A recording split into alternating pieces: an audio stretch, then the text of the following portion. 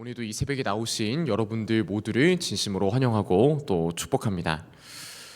여러분, 우리는 신앙생활하면서 하나님을 믿는다라는 말을 참 많이 사용합니다. 그런데 가만히 생각해 보면 그 말 속에 담긴 마음이 언제나 항상 똑같이 같은 방향을 향해 있는 것은 아닌 것 같습니다.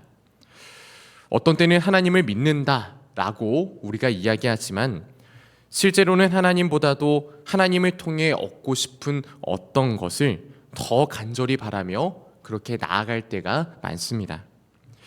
우리가 기도를 드릴 때도 그렇지요. 어떤 문제를 놓고서 우리가 간절히 기도하다 보면 어느 순간 하나님께 순종하기 위해서 내가 기도를 올려드리고 있다라기보다 하나님이 이 문제를 이렇게 혹은 저렇게 해결해 주셨으면 좋겠다라고 하는 나의 바람이 하나님보다도 더 앞설 때가 있습니다. 신앙 자체가 흔들린 것은 아니지만 우리의 마음이 어느새 하나님을 따르는 마음보다도 하나님이 내 삶을 내 방식대로 내가 원하는 모습대로 도와주셔야 한다는 그런 마음으로 기울어질 때가 많다라는 것이죠. 물론 이런 마음이 그 자체로 잘못되었다라고 말할 수는 없지만 이러한 순간에 우리가 조심해야 할 것이 있습니다. 그것은 바로 하나님을 찾는 이유가 어느 순간 하나님 자신이 아닌 하나님이 주실 결과, 나에게 허락하실 그 결과에만 집중되어 있을 때 우리의 신앙은 아주 조용히 방향을 잃기 시작한다라는 사실입니다. 하나님께 기도하고 예배드리고는 있지만 실제로는 하나님이 아닌 다른 기대를 품고 붙잡고 있을 때가 있을 수 있다라는 것이죠. 오늘 우리가 함께 보게 될 말씀은 바로 이 지점을 조용히 건드리고 있는 본문입니다. 하나님을 찾고 하나님을 언급하고 하나님을 말하지만 실제로는 하나님이 누구이신지를 정확히 모를 때에 우리 자신의 신앙이 어떻게 이어져 나갈지를 보여주는 본문이 바로 오늘의 말씀입니다. 그러하기에 오늘 말씀은 우리에게 다음과 같은 중요한 질문을 던집니다. 너는 지금 과연 어떤 마음으로 하나님을 믿고 신뢰하고 있는가? 정말 하나님 그 자체를 바라보는 신앙인의 삶을 살아가는가? 아니면 하나님이 주시길 바라는 그 무언가를 기대하며 살아가는 신앙을 갖고 있는가를 질문하고 있는 겁니다. 이 새벽 하나님께서 우리에게 이 질문을 다시금 물으시는 이유가 있습니다. 그것은 우리의 마음 가운데 무엇이 너의 중심을 차지하고 있느냐를 묻고 계시는 겁니다. 바라기는 우리 마음의 깊은 곳을 비추시는 하나님의 음성을 함께 들을 수 있는 그런 복된 시간으로 이 새벽 시간 우리가 함께 나아갈 수 있기를 간절히 소망합니다. 사랑하는 성도 여러분, 앞선 사무엘상 4장과 5장의 본문을 통해서 등장하고 있는 이스라엘 그리고 블레셋은 서로 다른 민족이었고 또한 서로를 적대하던 관계에 있던 그런 나라들이었습니다. 그들은 역사적으로 보나 문화적으로 보나 종교적으로도 전혀 다른 방향을 향해 살아갔던 두 집단입니다. 그런데도 놀랍게 하나님에 대한 이해에 있어서는 이 두 집단 모두 매우 비슷한 그런 태도를 보여주고 있습니다. 이스라엘은 전쟁에서 패배하자 언약궤를 전장으로 가지고 오면 그들 자신이 승리할 수 있을 것이다 믿었습니다. 하나님과의 관계나 회개, 순종의 문제는 고려되지 않은 채 그냥 언약궤만 있으면 돼, 언약궤만 있으면 승리할 거야 라는 그런 거짓된 생각에 빠져 있었습니다. 언약궤는 하나님께서 임재하시는 상징물이었지만 이스라엘은 그 상징을 하나님 그 자신과 동일시하면서 우리가 궤를 들고 오면 하나님도 그대로 따라오실 거야 라고 착각하고 있었던 겁니다. 이는 진정한 신앙이 아닌 하나님을 우리의 상황에 맞추어 움직이고자 했던 인간 중심적인 사고입니다. 블레셋도 이와 크게 다르지 않았죠. 그들은 이스라엘을 이기고 언약궤를 빼앗자마자 이제는 자신들의 신인 다곤이 여호와를 이긴 것이다 라고 그렇게 생각했습니다. 그래서 언약궤를 차지하였을 때 자신들의 힘과 승리가 더욱더 굳건해질 것이다, 우리의 승리는 앞으로 계속해서 이어질 것이다 라고 그들은 기대했습니다. 그들이 언약궤를 가져다 다곤의 신상 곁에 놓았던 그 행동은 바로 이러한 그들의 마음, 그들의 행동을 보여주는 태도입니다. 이 두 민족은 서로 적이었지만 하나님을 바라보는 태도만큼은 놀랍게도 닮아 있습니다. 이스라엘이나 블레셋 모두 하나님을 자신들의 상황 가운데 맞추고 자신들의 목적에 따라 움직일 수 있다라고 생각했던 겁니다.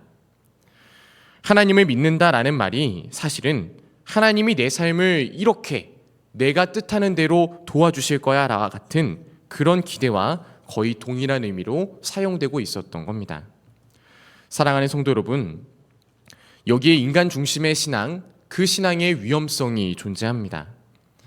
하나님을 믿는 듯 하지만 실제로는 하나님을 내 삶의 도구로 만들려고 하는 그런 신앙.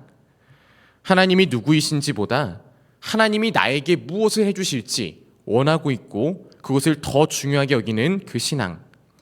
이스라엘도 블레셋도 이 잘못된 신앙 안에 갇혀 있었고 그 신앙은 결국 그들의 삶을 더 깊은 혼란과 파멸로 이끌 수밖에 없었습니다. 오늘 본문을 통해 우리는 다음에 중요한 사실을 배우게 됩니다. 하나님은 우리가 기대하는 방식으로 움직이시는 분이 결코 아니다라는 사실입니다. 인간이 만든 신앙의 틀 속에도 역시 가둘 수가 없습니다. 하나님을 진리라고 말하면서도 실제로는 나의 기대와 나의 바람에 맞추어서 그렇게 하나님을 이해하려고 하는 마음이 우리 안에도 언제든지 자리할 수가 있습니다. 바라기는 이 자리에 계신 여러분들 모두는 이런 마음을 품지 않게 되시기를 주님의 이름으로 간절히 소망합니다. 사람들은 하나님을 어떤 틀 안에 가두어 생각하려고 할 때가 많습니다. 이스라엘도 블레셋도 언약궤 그 자체에만 집중하면서 하나님을 자신들이 원하는 방식 그대로 움직일 수 있다라고 여겼습니다.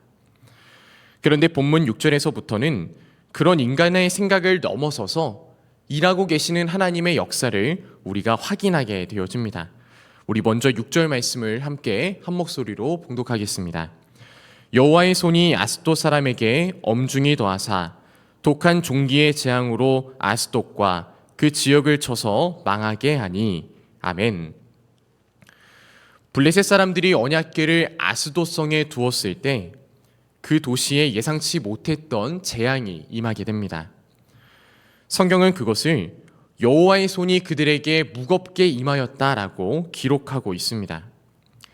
이는 무슨 말일까요? 단순한 어떤 유행병이 그 자리에 생겼고 우연히 그것이 발생한 것이 아니라 하나님께서 그 자리 가운데 직접 개입하셨다라는 의미입니다. 즉 하나님은 그의 손으로 그의 권능으로 그들의 교만과 착각을 스스로 치셨다라는 것입니다. 인간이 하나님을 도구처럼 사용하려고 할 때 하나님은 그 모든 시도를 스스로 무너뜨리신다라는 겁니다. 블레셋 사람들은 이 재앙이 우연이 아니다라고 생각했습니다. 이전에도 이런 일이 발생해서 그것을 옮겨놨기 때문에 분명히 이것은 우연이 아니다라고 생각을 한 것이죠. 그러나 그들은 또다시 잘못된 선택을 감행합니다. 언약궤를 다른 성읍 가드로 옮겼을 때 이 재앙이 그치지 않을까라고 그들의 계획과 그들의 생각으로 판단했던 겁니다. 그 성읍인 가드로 이것을 옮겼을 때 그곳에서 또한 어떤 일이 벌어졌을까요? 안타깝게도 똑같은 재앙이 일어났습니다. 그리고 그것을 또한 다시 에그론으로 옮기자 에그론 사람들은 들어오는 언약궤를 보면서 두려움에 떨기 시작합니다. 우리 10절 말씀을 새번역 성경 말씀으로 함께 봉독하겠습니다. 그러자 그들이 하나님의 궤를 에그론으로 보냈다. 그러나 하나님의 궤가 에그론에 이르렀을 때에 에그론 주민들은 아스돗 사람들이 이스라엘 신의 궤를 우리에게로 가져와서 우리와 우리 백성을 죽이려고 한다 하면서 울부짖었다. 아멘. 그들은 다음과 같이 외쳤지요. 이것이 우리를 죽이려고 왔다. 여호와의 궤가 우리를 죽이려고 왔다라고 그들은 절규합니다. 언약궤가 이동할 때마다 사람들의 마음에는 두려움이 더욱더 깊어졌습니다. 그리고 도시마다 혼란이 퍼지게 됩니다.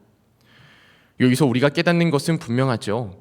하나님은 인간이 원하시는 방식과 계획에 따라 움직이시는 분이 아니라 하나님의 뜻대로 하나님의 방식대로만 움직이시는 분이라는 겁니다. 언약궤가 인간의 손에 의해 어디에 놓이고 또 어디에 있느냐가 중요한 것이 아닙니다. 과연 하나님께서 어떠한 마음으로 이 자리 가운데, 그들의 삶의 자리 가운데 개입하시느냐가 더욱더 중요한 것입니다. 인간의 모든 시도는 실패하고 흔들렸지만 하나님의 주권만큼은 도시마다 선명하게 드러났습니다. 여러분, 하나님은 말씀하시죠. 나는 인간이 움직이는 방식대로 움직이는 존재가 절대로 아니다. 나는 너희가 원하는 방식대로 이용될 수 있는 그런 신이 아니다.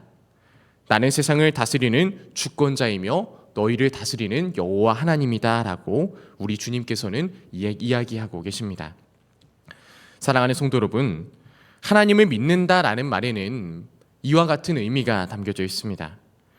하나님께서 우리를 움직이시고 다스리는 분이시지 우리가 하나님을 움직이는 존재가 결코 아니다라는 사실입니다. 바라기는 이 믿음이 우리 안에 굳게 자리해야 될 줄로 믿습니다. 블레셋 사람들은 언약궤를 이리저리 옮기면서 문제를 해결하려고만 했습니다. 그들에게는 이 궤가 우리의 삶의 자리 가운데만 없으면 문제가 해결될 거야, 장소만 바꾸면 재앙이 끝날 거야 라고 그렇게 착각합니다. 그러나 인간의 모든 시도는 결국 막다른 골목에 다다르게 됩니다. 어디에도 언약궤를 둘 수 없는 그런 최악의 상황에 봉착하게 된 겁니다. 그 순간 드러난 것은 명확했지요. 인간 중심의 신앙은 결국 막다른 길로 인도되어지고 하나님 중심의 신앙만이 우리를 살리는 길로 인도한다는 것입니다. 여러분, 하나님은 오직 그분의 뜻대로 또한 그분의 방식대로 움직이시는 주권자이십니다. 우리는 이 신앙의 본질을 결코 잊어서는 안 됩니다. 신앙의 본질은 하나님 제 뜻대로 움직여주세요가 아닌 하나님 제 삶과 제 생각을 하나님의 뜻에 맞추겠습니다라고 하는 방향의 전환이 필요한 것입니다. 단순히 문제 해결만을 위한 신앙, 내가 바라는 결과만을 얻기 위한 신앙은 결국 우리 자신을 중심에 두는 신앙으로밖에 머물 수밖에 없습니다. 그러나 하나님이 원하시는 방향에 나를 맞추기 시작할 때에 우리의 신앙은 결코 흔들리지 아니하고 하나님이 원하시는 뜻 안에서 합당한 은혜의 열매를 맺게 되어집니다. 여러분, 오늘 말씀은 우리에게 다음과 같은 질문을 던집니다. 앞선 질문과 같이 너의 중심에 과연 어떠한 뜻이 자리하고 있느냐라는 겁니다. 하나님을 움직이려고 했던 신앙, 내 뜻대로 내 생각대로 그렇게 나의 바램만을 구하는 신앙이 아닌 하나님의 뜻 가운데 거하여서 주의 뜻을 이루는 신앙으로 살아가시기를 주님의 이름으로 간절히 소망합니다. 오늘 과연 여러분들은 어떤 삶을 선택하시겠습니까? 여러분들의 원하시는 방향, 고집만을 하나님께 구하시겠습니까? 아니면 하나님이 원하시는 방향을 묻고서 그 길을 따라서 걸어가시겠습니까? 바라기는 우리 모두는 후자를 선택하는, 하나님 중심을 선택하는 그런 인생으로 살아갈 수 있길 주님의 이름으로 간절히 축원합니다. 이 새벽 우리가 이렇게 기도하길 원합니다. 하나님, 제 신앙을 다시 하나님 중심으로 돌이켜 주옵소서. 제 안에 자리 잡은 인간 중심의 모든 기대들을 내려놓게 하시고 하나님이 원하시는 삶으로만 나아가게 하여 주옵소서라고 기도할 수 있는 여러분들 모두가 되시길 간절히 소망합니다.